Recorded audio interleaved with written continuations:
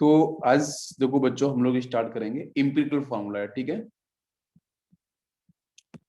Empirical formula and molecular formula, ठीक है। इसके ऊपर क्वेश्चंस आपके बनते हैं, ठीक है, इस कॉन्सेप्ट्स के ऊपर। तो पहला पॉइंट है कि यहाँ पे इम्पिरिकल फॉर्मूला क्या है, ठीक है, तो और मॉलिक्यूलर फॉर्मूला क्या है। तो इम्पिरिकल फॉर्मूला को जो रिप्रेजेंट करता है, ठीक है, वो आपका यहाँ पे इम्पिरिकल मास, और मॉलिक्यूलर फॉर्मूला के लिए हम यूज कर सकते हैं मॉलिक्यूलर मास। तो सबसे पहले आपको बताना है कि मॉलिक्यूलर फॉर्मूला क्या है, ठीक है। तो मॉलिक्यूलर फॉर्मूला एक्चुअली बच्चों रिप्रेजेंट करता है molecular formula, yes, it is exactly represent the actual, it is represent the actual number, ठीक है, ये फिर real number of atoms present in A given molecules, ठीक है। तो कोई भी गिवन मॉलिक्यूल्स है उसमें आपको एक्चुअल नंबर ऑफ एटम्स जहां पे देखने को मिलेंगे वो आपका होगा मॉलिक्यूलर फॉर्मूला, ठीक है। इम्पिरिकल फॉर्मूला क्या है? इम्पिरिकल फॉर्मूला के ऊपर अगर हम डिस्कस करें तो इम्पिरिकल फॉर्मूला बच्चों रिप्रेजेंट करता है आपको, जैसे एक क्वेश्चन आता है कि भाई मॉलिक्यूलर फॉर्मूला में हम डिफाइन कैसे करें, जैसे ग्लूकोज है ना, तो ग्लूकोज का मॉलिक्यूलर फॉर्मूला क्या होता है? C6H12O6।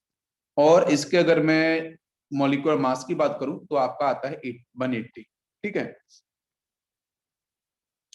तो यहाँ पे फिर एक क्वेश्चन करेंगे अभी कि यहाँ से हम लोग स्मॉल एन निकालते हैं। स्मॉल एन कैसे निकाले, रिलेशन कैसे होगा इम्पिरिकल फॉर्मूला और मॉलिक्यूलर फॉर्मूला में। तो पहले बात करेंगे यहाँ से इम्पिरिकल फॉर्मूला क्या है। तो empirical formula actually represent the simplest ratio, ठीक है, यस, ये रिप्रेजेंट करता है आपका simplest ratio. Empirical formula actually represent the simplest ratio of atoms, simplest ratio of atoms present in a molecule, ठीक है। यहाँ कनेक्ट करो present in A given molecule. तो जो भी गिवन मॉलिक्यूल्स है उसमें सिंपलेस्ट रेशियो ऑफ एटम्स निकालेंगे, वो इम्पिरिकल फॉर्मूला को रिप्रेजेंट करेगा, सिंपलेस्ट रेशियो ऑफ एटम्स। और यहाँ से एक्चुअल नंबर को रिप्रेजेंट करता है आपका मॉलिक्यूलर फॉर्मूला, ठीक। अब यहाँ पे जरा हम देखते हैं इसकी एक रिलेशन के ऊपर।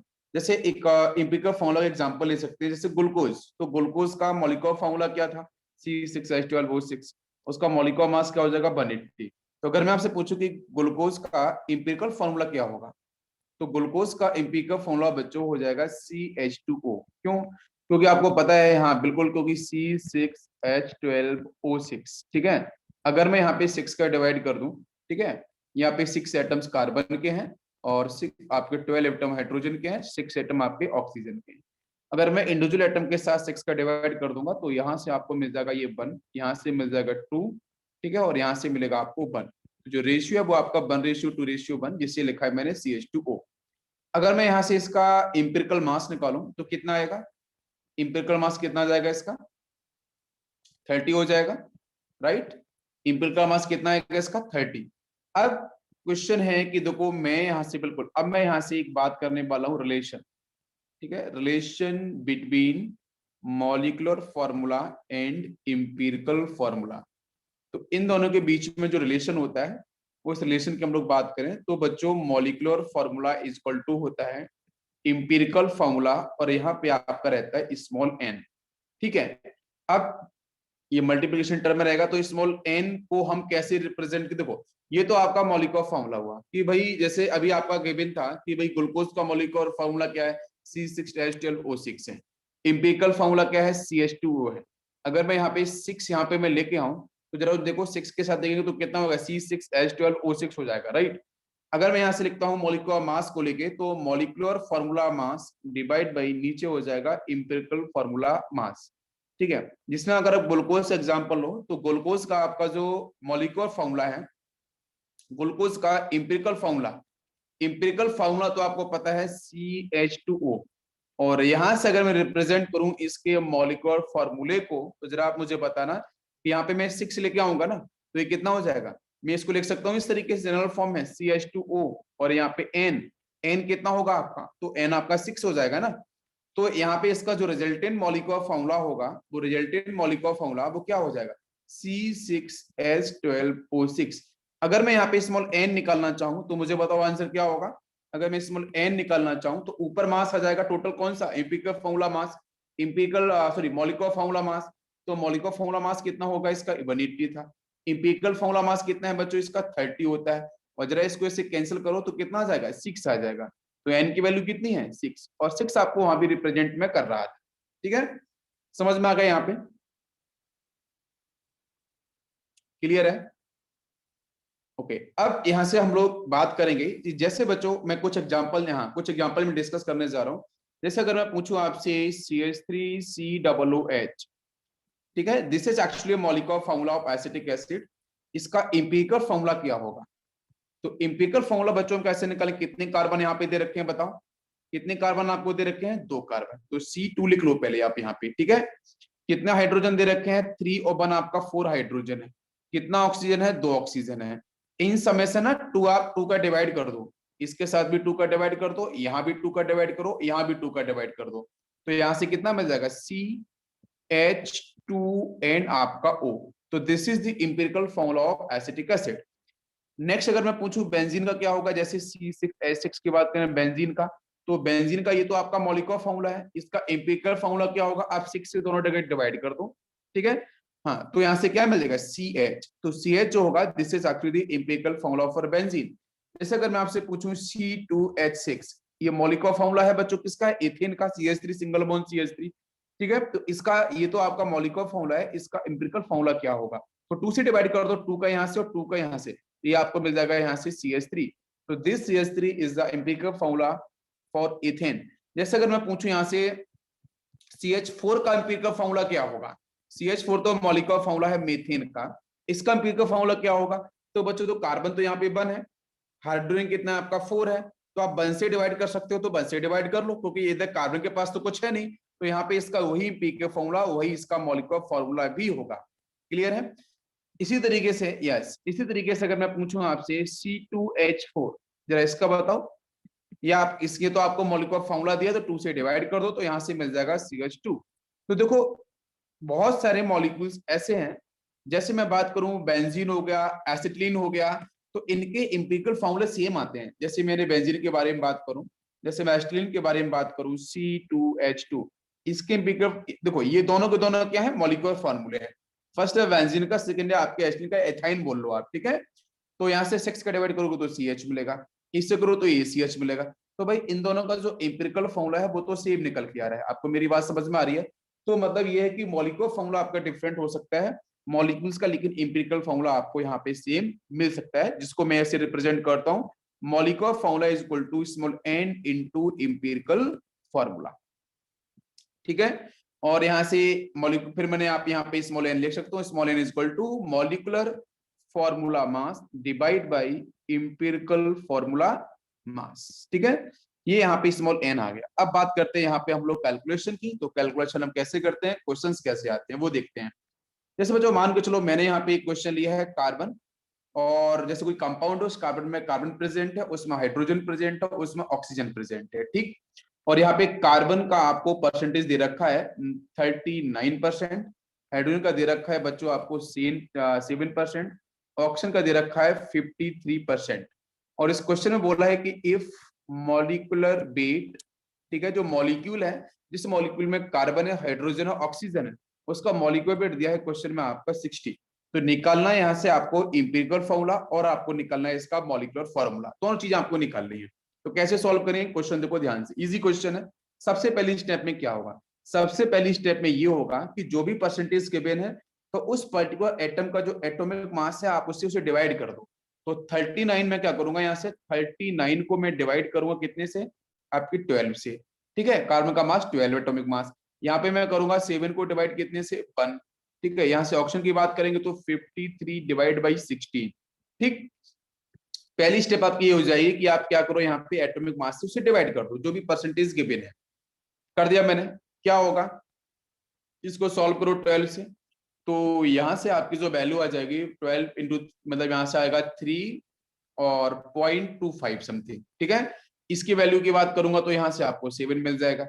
इसकी बात करेंगे तो कितना आएगा, 3 टाइम्स आएगा ये, और यहाँ से आपका हो जाएगा 3, है ना, 3.33 अप टू 2 डेसिमल प्लेस तक आप निकाल सकते हो, कोई दिक्कत नहीं है। ये फर्स्ट वैल्यू हो गई। यस, अब इसके बाद बात करेंगे सेकेंड स्टेप। तो सेकेंड स्टेप में क्या होगा, यहाँ से जो सबसे लोएस्ट वैल्यू, ठीक है, तो लोएस्ट वैल्यू कौन सी है वो देखो। तो लोएस्ट वैल्यू आपकी यहाँ पे है 3.25। तो लोएस्ट वैल्यू से सारी वैल्यूज को डिवाइड कर दो। तो मैं यहाँ से करूंगा 3.25 डिवाइड बाई 3.25, ठीक है। इसके साथ बात करेंगे तो यहाँ से 7 डिवाइड बाई 3.25, और लास्ट में हम बात करेंगे तो ये 3.33 डिवाइड बाई 3.25, बस इससे डिवाइड कर दो। तो डिवाइड करेंगे तो यहाँ पे हम अप्रोक्स वैल्यू लेके आएंगे। तो जरा इसको इससे करेंगे तो आपको यहाँ से 1 मिल जाएगा, यहाँ से हम 1 लिख सकते हैं। इससे से डिवाइड करेंगे तो अप्रोक्स वैल्यू आपकी 2 के अराउंड आ जाएगी, और इससे से कैंसिल करेंगे तो ये भी वैल्यू आपकी समथिंग 1 के अराउंड आपकी निकल के आएगी, ठीक है। तो यहाँ से आपको क्या मिल रहा है, कार्बन जो एलिमेंट था उसकी आपकी जो एक वैल्यू निकल के, एटम्स की वैल्यू निकल के आ रही है वो 1। यहाँ से कितना निकल के आ रहा है 2 हाइड्रोजन का, और ऑक्सीजन का निकल के आ रहा है 1।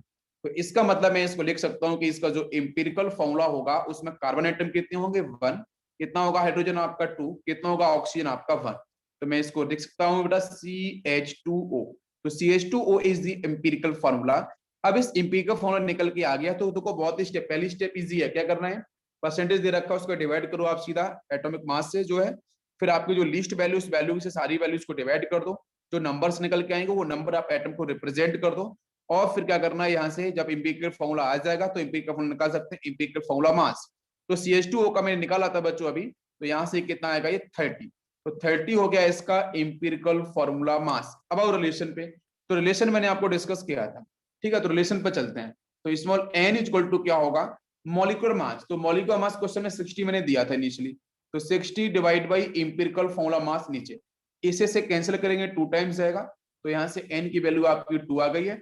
और रिलेशन यहाँ से पता था कि मॉलिक्यूलर फॉर्मूला इक्वल टू होता है small n into empirical formula. तो यहाँ से आपका स्मॉल n कितना आ गया है 2, तो 2 इंटू एम्पिरिकल फॉर्मूला बच्चों क्या आया था CH2O, इसमें 2 का मल्टीप्लाई करेंगे तो ये हो जाएगा C2H4O2, राइट। तो ये आपका यहाँ से हो गया मॉलिक्यूलर फॉर्मूला। तो मॉलिक्यूलर फॉर्मूला भी क्लियर हो गया, यस, एज वेल एज यहाँ से एम्पिरिकल फॉर्मूला आपका भी क्लियर हो गया है, और इसको कैसे सॉल्व करना है वो आपको क्लियर हो गया। अब बात करेंगे यहाँ पे एक क्वेश्चन मैं दे रहा हूँ, जरा सॉल्व करना। एक क्वेश्चन है बच्चों, जैसे मैंने मान के चलो एक यहाँ पे हाइड्रोकार्बन दिया, और इस हाइड्रोकार्बन के अंदर आपका 85.7% कार्बन दे रखा है, ठीक है। देन आपको यहाँ पे फाइंड करना है, find molecular formula of hydrocarbon, ठीक है, if it's vapour density is 42, उसकी वेपर डेंसिटी उसने दे रखी है 42। तो आपको बताना है यहाँ पे मॉलिक्यूलर फॉर्मूला क्या हो, क्वेश्चन ये है। तो क्वेश्चन में रिपीट करता हूँ, कोई एक हाइड्रोकार्बन गिवन है, हाइड्रोकार्बन का मतलब जिसके पास हाइड्रोजन और कार्बन प्रेजेंट हो, ठीक है। बाकी यहाँ पे जो XY नंबर है वो आप लिख सकते हो, ठीक है, इस तरीके से CXH, इसमें आपका कार्बन है 85.7%। Then find molecular formula of hydrocarbons. तो आपको यहाँ से पता चल रहा है कि कार्बन अगर इतना है तो बाकी दूसरा एलिमेंट कौन सा होता है, हाइड्रोजन। तो कार्बन का परसेंटेज आपको दिख रहा है यहाँ से कितना है 85.7%। बाकी बचा हुआ हाइड्रोजन तो उसका हो जाएगा 14.3%। इसको इसके बाद ये तो फर्स्ट स्टेप करनी है, तो पहली स्टेप में क्या होगा, आपको डिवाइड करना है एटॉमिक मास से। तो यहाँ से मैं डिवाइड कर लूं तो ये आप 85.7 दे रखा है, उसको मैं डिवाइड करूंगा 12 से, डेसिमल बाहर निकालोगे, यहाँ से अगर डेसिमल बाहर निकालोगे तो ये 0 बढ़ जाएगा, राइट। इसकी बात करें, यहाँ से डेसिमल बाहर निकालोगे तो हाइड्रोजन कितना होता है बच्चों 1, ठीक है। 1 से सॉल्व करोगे तो ऐसे वही मिलने वाला है 14.3, और यहाँ से मिलोगे, यहाँ से करोगे तो ये कितना हो जाएगा, ये आप 12 से करोगे इसे डिवाइड, तो यहाँ से वैल्यू कितनी आ जाएगी, कितनी आएगी वैल्यू 7 पॉइंट समथिंग आएगी, 84 7 पॉइंट समथिंग कितनी आएगी 7.14 के अराउंड आपकी वैल्यू आएगी, ठीक है। ये 7.14, यहाँ से आपका 14.3 समथिंग आ जाएगा, ठीक है, अप्रोक्स वैल्यू, ओके, ठीक है, ठीक है। फिर इसका क्या करेंगे, आपकी मिनिमम वैल्यू कौन सी है 7.14, तो इसी से हम दोनों को डिवाइड कर देते हैं, ठीक है। यहाँ भी 7.14 डिवाइड कर दो, इसे करेंगे कैंसिल तो यहाँ से 1 मिल जाएगा, इसे करेंगे कैंसिल तो समथिंग आपका 2 आ जाएगा। तो मतलब कार्बन यहाँ पे कितना दिख रहा है 1, कितना हाइड्रोजन वो 2 एटम्स है, तो इसका एम्पिरिकल फॉर्मूला जो हो जाएगा, एम्पिरिकल फॉर्मूला हो जाएगा CH2। तो CH2 is the empirical formula. समझ में आ गया? CH2 एम्पिरिकल फॉर्मूला है, जिसका मास निकाल सकते हो, कार्बन का 12, 2 हाइड्रोजन का हो जाएगा तो कितना 14, तो 14 हो जाएगा इसका एम्पिरिकल फॉर्मूला मास। अब बाकी क्वेश्चन में क्या दे रखा है, वेपर डेंसिटी और दे रखी है कि जो वेपर डेंसिटी है वो आपकी है 42। तो वेपर डेंसिटी को हम मॉलिक्यूलर वेट से कैसे रिलेट करते हैं, तो जिसका रिलेशन मैंने आपको बताया था प्रीवियस लेक्चर्स के अंदर कि जो vapour density into 2 is equal to molecular weight, ये फॉर्मूला होता है। ठीक है, तो vapour density is equal to molecular weight divide by 2 हम लिख सकते हैं। यस, बिल्कुल परफेक्ट। तो यहाँ से वेपर डेंसिटी क्वेश्चन में ऑलरेडी कितनी दे रखी है बताओ मुझे, 42 दे रखी है। 42 इंटू 2 करेंगे तो यहाँ से मॉलिक्यूलर वेट निकल के आ जाएगा, और ये मॉलिक्यूलर वेट हो जाएगा आपको 84। तो 84 हो गया आपका मॉलिक्यूलर वेट। तो वेपर डेंसिटी का रिलेशन मॉलिक्यूलर वेट के साथ होता है, उससे निकाले मैंने इसका मॉलिक्यूलर वेट। अब इंपिरिकल फॉर्मूला मास से इंपिरिकल फॉर्मूला आपका वहां से वेट आ गया। ठीक है, तो वो कितना आया था 14। अब यहां से निकालो, रिलेशन में आते हैं तो molecular formula is equal to होता है n इंटू एम्पिरिकल फॉर्मूला। लेकिन उससे पहले यहां से हम क्या कर सकते हैं, स्मॉल n को निकाल सकते हैं। तो स्मॉल n हम कैसे निकालेंगे, मास दोनों के पता है मुझे, मॉलिक्यूलर वेट ऑलरेडी पता है 84, और उधर आपका 14 था वो एम्पिरिकल फॉर्मूला मास। तो 84 से डिवाइड करेंगे 14 के साथ, तो यहां से हो जाएगा कितना आपका 6। ठीक है, ये होगा ना 6, करेक्ट है? यस। अब यहां से n की वैल्यू आपकी 6 आ चुकी है। तो एम्पिरिकल का फॉर्मूला क्या था बच्चों क्वेश्चन में, वो था आपका CH2 जो निकला था, कार्बन के लिए 1 एटम अलाउड था और हाइड्रोजन के लिए 2 थे। तो यहां से हो जाएगा C6H12, राइट, C6H12 ये हो जाएगा आपका molecular formula. This is the molecular formula, correct? Clear, सभी को समझ में आ गया है? एक क्वेश्चन मैं और देता हूं, जरा उस क्वेश्चन को सॉल्व करके बताना। एक क्वेश्चन बच्चों मैं देता हूं कि मान के चलो यहाँ पे क्वेश्चन में गिवन है ए एंड बी। ठीक है, ए एंड बी आपके 2 एलिमेंट्स हैं, 2 एलिमेंट्स हैं, ये बच्चों फॉर्म कर रहे हैं एक कंपाउंड। ए और बी 2 एलिमेंट हैं जो एक कंपाउंड का फॉर्मेशन कर रहे हैं, जिसमें बोला गया है कि परसेंटेज ए का परसेंटेज 50% है और बी का परसेंटेज भी क्वेश्चन में 50% दिया है। ठीक है, फिर आपको निकालना है simplest formula of the compound. Question में आपको निकालना है simplest formula of compound. Simplest formula of compound आपका क्या होगा? ठीक है, और इसमें एटॉमिक वेट यहाँ पे दिया है हिंट के लिए कि ए जो है, इस ए एलिमेंट का जो एटॉमिक वेट आपको दे रखा है, ठीक है, एटॉमिक वेट, उसकी वैल्यू है बच्चों यहाँ पे आपकी 20, और जो बी है इसका जो एटॉमिक वेट है उसकी वैल्यू आपको दे रखी है 40। तो क्वेश्चन में निकालना है simplest formula of the compound. मैं क्वेश्चन को एक बार फिर से रिपीट कर देता हूं। क्वेश्चन में आपको गिवन है 2 एलिमेंट ए और बी, उन दोनों एलिमेंट के कॉम्बिनेशन से एक बन रहा है कंपाउंड, जहां पे परसेंटेज ऑफ ए है 50%, परसेंटेज ऑफ बी आपका 50%। आपको निकालना है simplest formula of the compound, जहां पे आपको एटॉमिक वेट दे रखा है क्वेश्चन में, एटॉमिक वेट आपका ए का है 20 और बी का आपका है 40। क्या होगा इसका आंसर, सॉल्व करो जरा। हाँ, यहाँ से कितना जाएगा, ये 1.3 समथिंग आपका आ जाएगा। ठीक है, तो पहला, हाँ, तो यानी डायरेक्ट 3 का मल्टीप्लाई भी कर सकते हो, ऐसा नहीं है, उससे भी बन जाएगा। अभी देखो यहाँ से हम वही रूल लगाते हैं कि सबसे पहले मैंने डिवाइड किया, और डिवाइड करने के बाद यहाँ से आपको क्या मिल गया है 3, ये 3 वैल्यू आ गई है, यहाँ से आपको मिला है 1.3। स्मॉल वैल्यू आपके 1.3 है, तो 1.3 डिवाइड बाई 1.3 कर लो, राइट। यहाँ पे 3 डिवाइड बाई 1.3 करोगे, कर सकते हो ना इस तरीके से। तो यहाँ से कितना मिल जाएगा, ये 1 मिल जाएगा। यहाँ से कितना मिलेगा, ये वैल्यू आपकी कितनी आएगी, समथिंग 1, ये समथिंग आप 1 ले सकते हो, तो 1 से डिवाइड करेंगे समथिंग 3 आपकी निकल के आएगी ना, करेक्ट है ना। तो यहाँ से क्या होगा, x/3 ना, x/3 तो बनेगा, बताओ मुझे, x/3 आना चाहिए ना।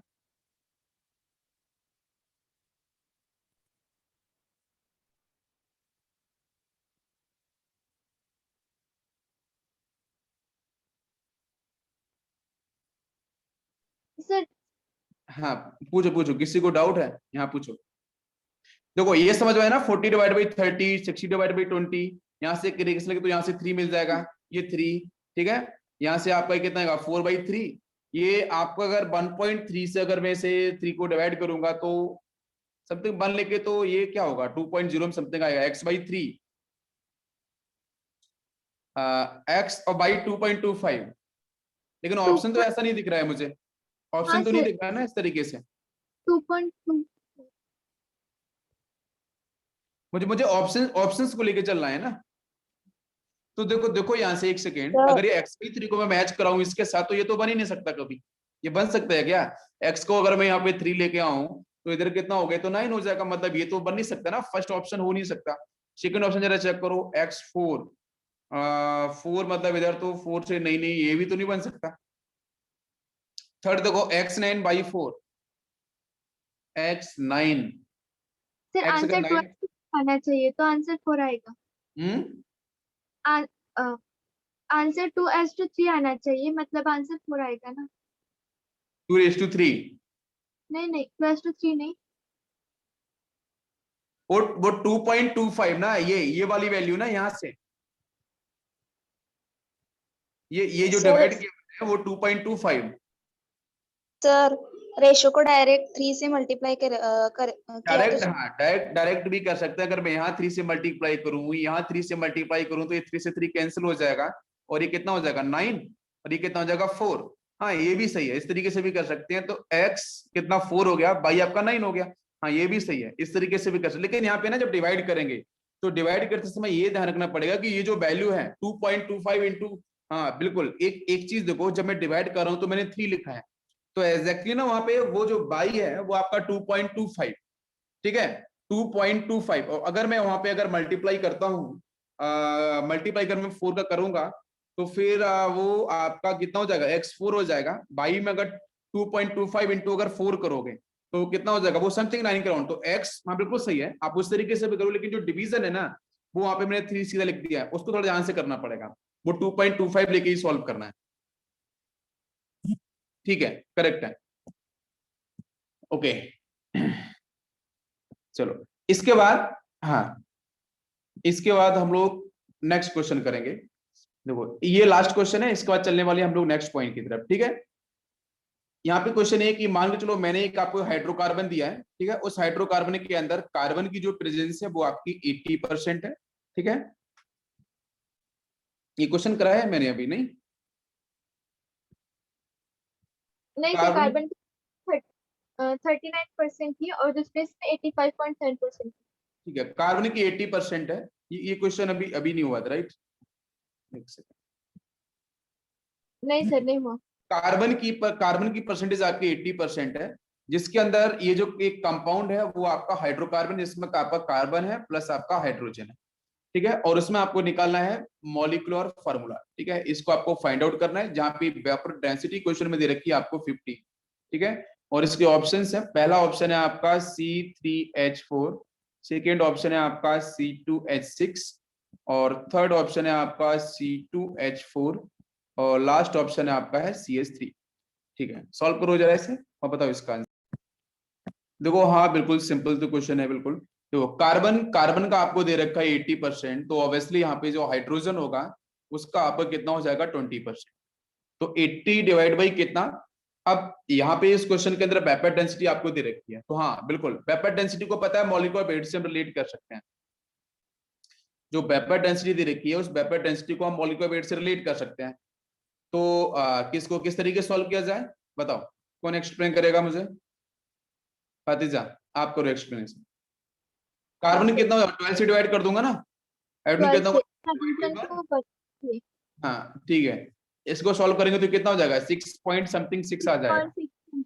एंड उसका हाँ लोअर हाइड्रोजन का लोअर 12 वैल्यू है। यही है, तो यहाँ से आपको 1 मिल जाएगा। ये 20 डिवाइड भी करेंगे 6.6, तो ये समथिंग कितना हो जाएगा, जो 3 पॉइंट समथिंग, 3 पॉइंट समथिंग कुछ वैल्यू आएगी, समथिंग 3 ले लेते हैं चलो, ठीक है 3। देन फिर यहाँ से एम्पिरिकल फॉर्मूला क्या होगा, ये हो जाएगा CH3, एम्पिरिकल फॉर्मूला आपका CH3 हो जाएगा। फिर यहाँ से आपको फिर यहाँ से आपको वेपर डेंसिटी दे रखी है 15, तो 15 को हम रिलेट कैसे करें? ऐसे एम्पिरिकल फॉर्मूला मास निकालेंगे ना CH3 का, एंड हाँ देन हाँ CH3 का एम्पिरिकल फॉर्मूला मास निकाल लो, कितना आ जाएगा 15। 15। यस। हाँ 12 + 3 15, बिल्कुल सही है, 15 हो गया। और वेपर डेंसिटी दे रखी है, तो यहाँ से आपकी n की वैल्यू कितनी आएगी, 30 डिवाइड बाई 15 2 2 हो जाएगा ना, n की वैल्यू कितनी आ जाएगी, 2 आ जाएगी direct.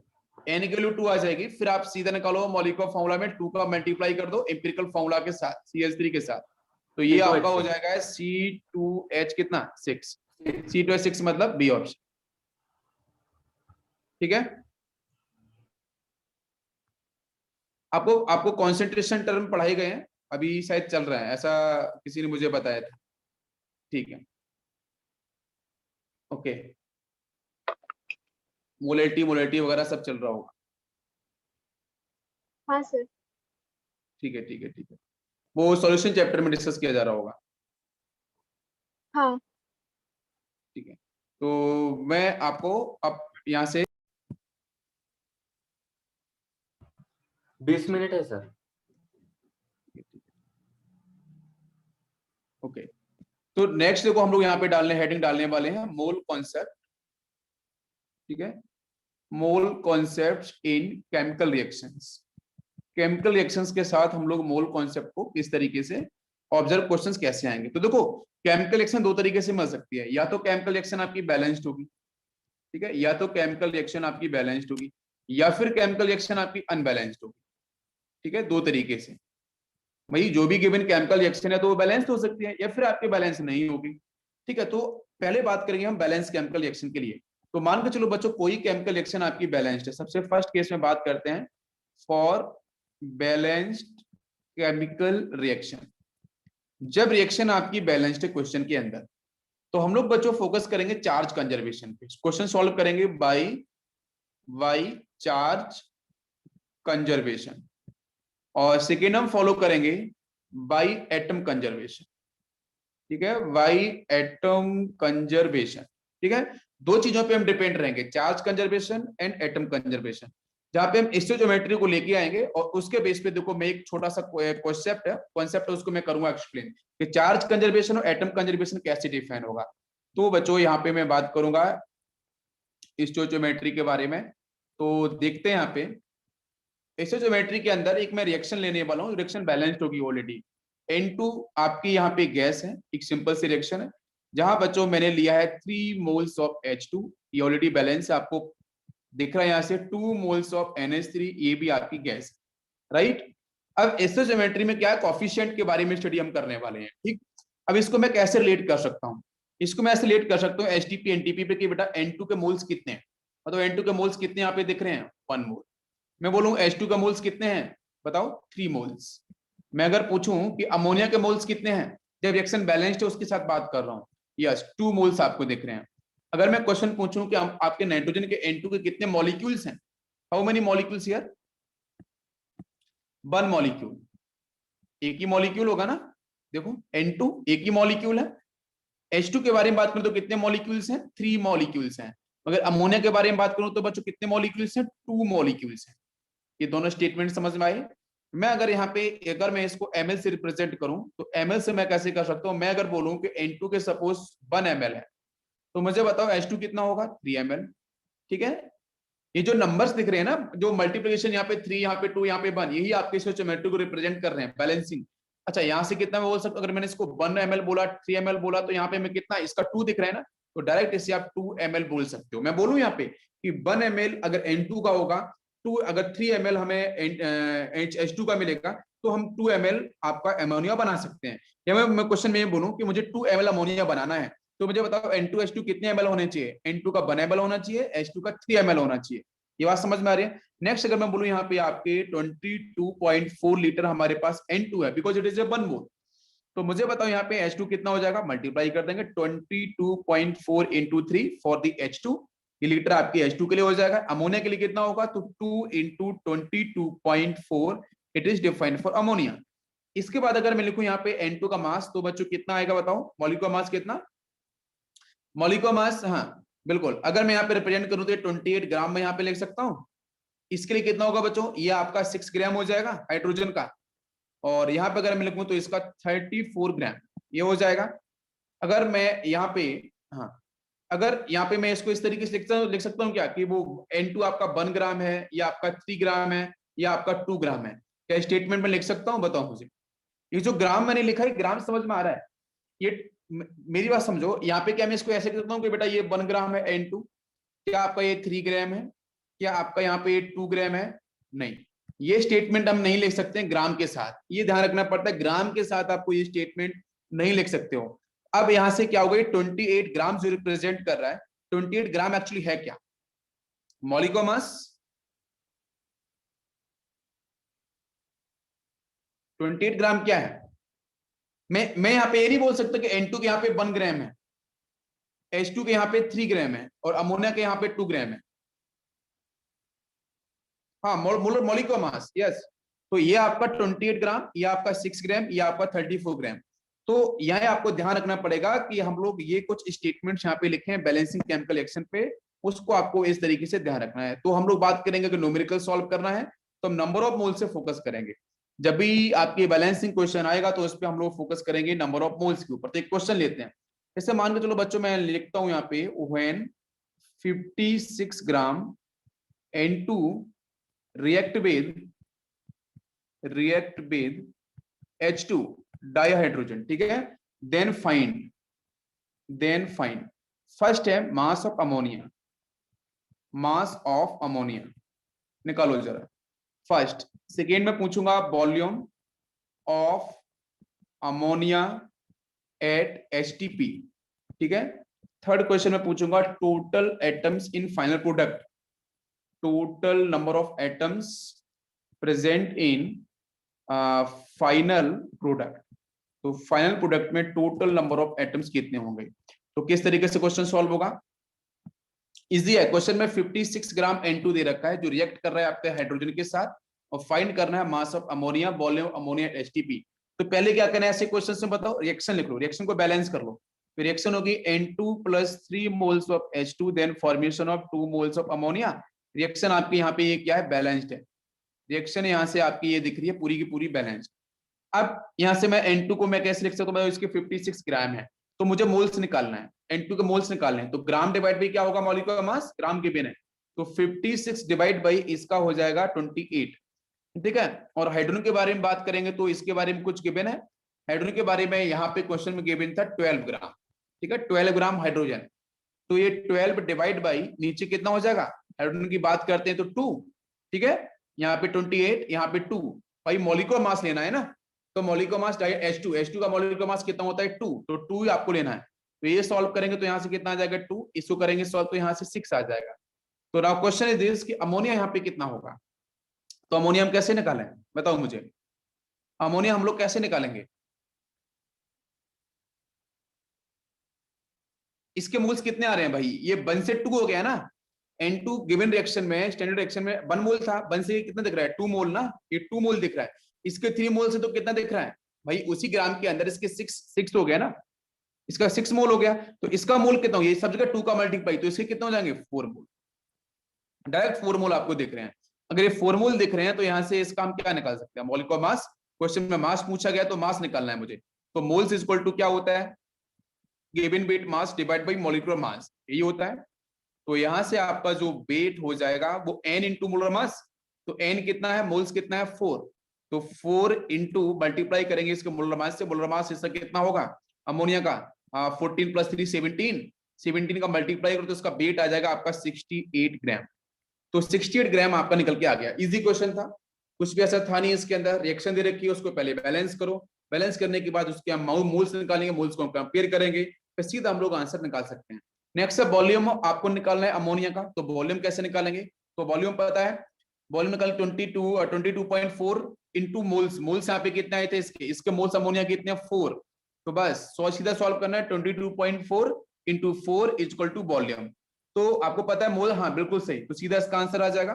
Total number of atoms निकालना है तो फिर यहाँ पे एवोगाड्रो नंबर का मल्टीप्लाई करना पड़ता है, एवोगाड्रो नंबर का मल्टीप्लाई यहाँ पे टोटल फाइनल प्रोडक्ट के अंदर पूछा गया है, total atoms present in final product.